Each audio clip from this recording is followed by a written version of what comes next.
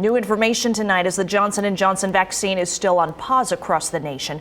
Federal investigators reveal a woman in Nevada is one of the patients at the center of the CDC investigation. She is 18 years old. She experienced complications 14 days after her shot. Doctors found a blood clot in her brain and she needed surgery. She is one of 6 women nationwide. 1 woman from Virginia died. Doctors say after millions of doses, these instances are extremely rare, but many people with the dose are now asking, am I safe? One local professor explains why the chance is literally 1 in a million. It's so few people out of millions. I felt really upset because I have friends that have taken it. Many people and women have questions. Out of 6.8 million doses, 6 women experienced blood clots.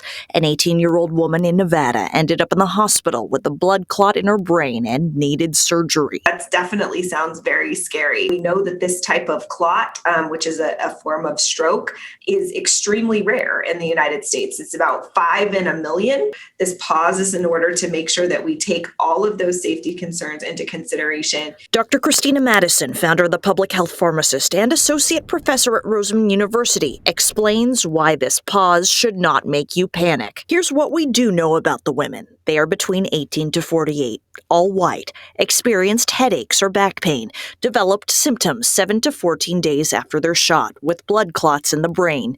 What investigators are still learning: who had COVID and who did not, their medical history and history of medications. At least one had hormonal contraceptive medication. You can already be predisposed to getting a blood clot because your blood is more sticky. If you're a smoker, if you're overweight, if you are a woman that's taking hormone therapy. Dr. Madison says we cannot tie the vaccine to the blood clots yet. This pause is in order for us to determine if maybe we can still use the vaccine, but maybe in a limited population.